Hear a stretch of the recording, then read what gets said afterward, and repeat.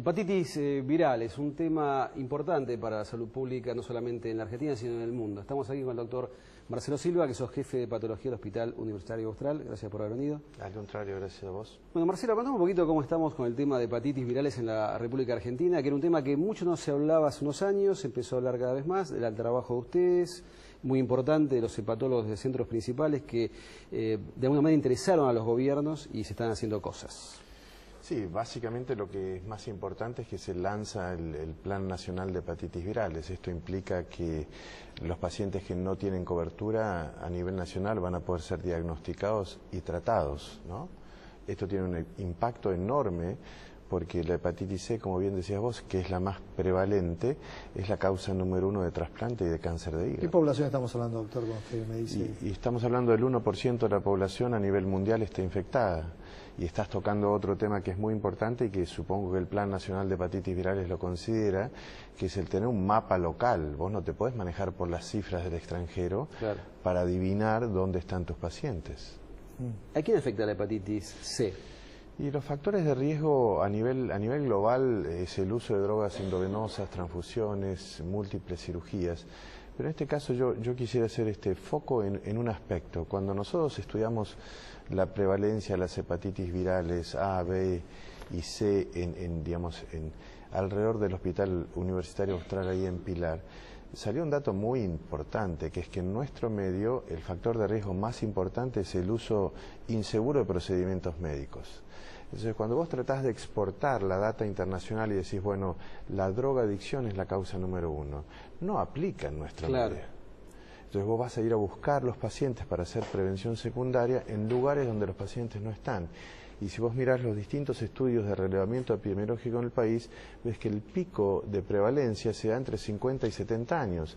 Es decir, aquellos pacientes que tiempo atrás fueron operados, fueron intervenidos, fueron sometidos a procedimientos invasivos donde no se guardaban. Pero como un virus hospitalario.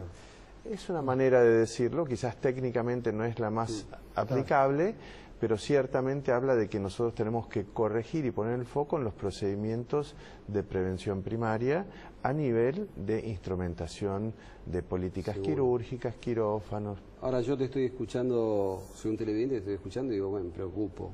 ¿Qué tengo que hacer? O sea, tengo que ir al médico y decirle, doctor, me pide para saber si tengo hepatitis C. No, a ver, mi intención no. Yo creo que es importante. Está eso, buena la Marcelo. discusión. No es preocupar, sino advertir. Lo que peor tenemos que hacer es lo del avestruz, es negar un problema. Sí. Hay un problema, lo tenemos que corregir. Tenemos que invertir tiempo y recursos en ese problema. El problema número 1 es educación. Entonces vos me preguntás, pacientes, educación, sí. Los pacientes tienen que saber que los factores de riesgo típicos no son los que debemos buscar en nuestro país. Ergo, yo tengo cirugías, he tenido múltiples procedimientos. Digamos, no mata a nadie chequearse una vez para las hepatitis y saber de antemano si te tenés que tratar o no te tenés que tratar. Yo creo que ese es el mensaje. Uno cada vez está más convencido de que alguna vez, en algún momento en la vida, cualquier individuo debería chequearse específicamente para ver si tuvo alguna de las hepatitis. Si no las tuvo, se vacuna para la A y para la B, ¿sí? Y si no tuvo la C, está libre de complicaciones, pero si la tiene tratamientos excelentes. ¿Ese chequeo en qué consiste, doctor? Un análisis de sangre muy puntual, muy específico, muy accesible, que no tiene ninguna complejidad. Bien, vos hablaste de vacuna para hepatitis A, vacuna para hepatitis B, para C no hay vacuna. Para C no hay vacuna y va a seguir siendo difícil la vacuna porque es un virus que tiene muchísimas cuasi especies y una capacidad de mutar enorme y por lo tanto la típica inmunidad de las vacunas le va a llevar un tiempo. Lo que sí ha habido es un enorme progreso en el tratamiento de la hepatitis C, que quizás esto sí tiene una connotación pública enorme. ¿Por qué? Porque estamos en una época de un cambio de paradigma, ¿no? Hasta hace poco el tratamiento conocido por todo el mundo era el interferón o los interferones y la ribavirina, con una tasa de curación de un 40% en aquellos que tenían el virus más difícil de tratar, con fármacos nuevos hoy se va a un 70% de curación, Muchísimo en los más difíciles de nosotros tratar. somos médicos, sabemos, se ha crecido nosotros mucho. somos médicos, sabemos que la diferencia es enorme. Y al mismo tiempo uno que está en investigación sabe que en el pipeline de investigación, dentro de 3, 4, 5, 6 años, ya va a haber drogas totalmente orales para el tratamiento de la hepatitis C con una tasa de curación cercana al 100% y con un perfil de tolerancia muchísimo mejor. Estamos en un momentum que es muy especial, donde el foco tendría que estar puesto en esto de salir a buscar la enfermedad para definir cuáles son nuestros factores de riesgo y decir, bueno, dentro de 10 años la política de salud pública tendría que ser que yo gaste menos recursos económicos en trasplante, claro, que yo gaste menos recursos económicos en cirróticos descompensados, que yo gaste menos recursos en el tratamiento del cáncer vinculado a la hepatitis. O sea, ¿cuál es la evolución crónica que tiene un paciente que no sabe que tiene hepatitis C porque no tiene síntomas en un principio? ¿Cómo transcurre su vida? ¿Qué es lo que le pasa? Y bueno, creo que el elemento más importante es el que dijiste vos, es silenciosa. Es una epidemia silenciosa, el paciente no tiene síntomas y solo desarrolla síntomas cuando ya tiene una enfermedad avanzada, es decir, cuando ya está cirrótico y o tiene un cáncer. Entonces, es ahí donde la educación tiene que estar puesta. El foco tiene que estar, señor, usted no tiene síntomas, ¿se chequea igual, por favor? Claro. ¿Se chequea igual? ¿Cómo nos cuesta ese chequeo, no? Sí, claro. ¿Vos qué recomendación darías en lo personal y qué recomendación se aconsejan por las sociedades internacionales de patología? Todas las sociedades dicen, si usted tiene factor de riesgo, debe chequearse. Pero en realidad vos me estás diciendo que todos tenemos riesgo. Correcto. Esa es que toda la gente debería chequear. Por eso es lo que dije antes. Lo que debemos apuntar, y uno está cada vez más convencido, es que todo el mundo, ya en la vida adulta o a partir de la adolescencia, debiera al menos una vez chequearse, ¿sí?, para ver si tiene o no tiene, o tuvo o no tuvo alguna de las hepatitis virales. Hoy está disponible en los hospitales públicos los test para el chequeo de anticuerpos. Correcto. Y de nuevo, no son test de biología molecular. Claro, son cosas que se son hacen cosas rutinariamente. Ahora, la hepatitis A es una hepatitis que nosotros, por ahí la recordás vos, cuando faltaba un chico al colegio que desapareció un mes, 2 meses, sí. Ya no se ve prácticamente eso, ¿no? Ahí tenés un claro ejemplo de cuando hay una convicción política de cómo se debe actuar, se actúa y se actúa bien. 5 o 6 años atrás, hepatitis A era la causa número 1 en la Argentina de trasplante por hepatitis fulminante en pediatría. Se instauró un programa muy, yo diría, novedoso de vacunación masiva con una sola dosis, que no es lo que se recomienda a nivel internacional, que se recomiendan 2, y con una sola dosis no han habido más casos de hepatitis fulminante en pediatría. ¿Cuál es la hepatitis que más se transmite por vía sexual?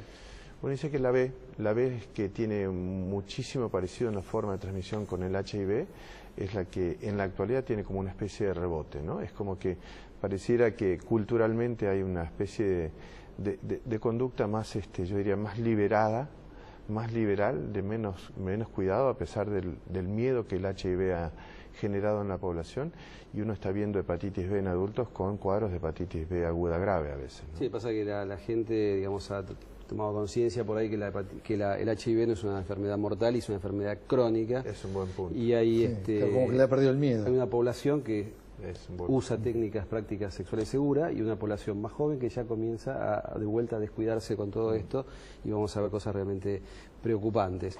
¿Qué pasa a aquellos pacientes con hepatitis C que tengan un HIV? Es una población más compleja de tratar, pero es accesible al tratamiento y tiene una tasa de curación que se acerca muchísimo a la tasa de los monoinfectados. Quizás la complejidad se da por el hecho de que la combinación de fármacos genera interacción entre los fármacos, y desde ese punto de vista complejiza el manejo de los pacientes y quizás hace que el tratamiento sea un poco más difícil de tolerar.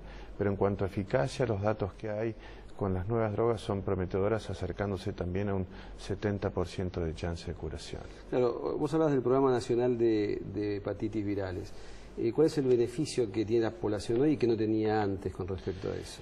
Y yo te lo tengo que resumir en una palabra: acceso.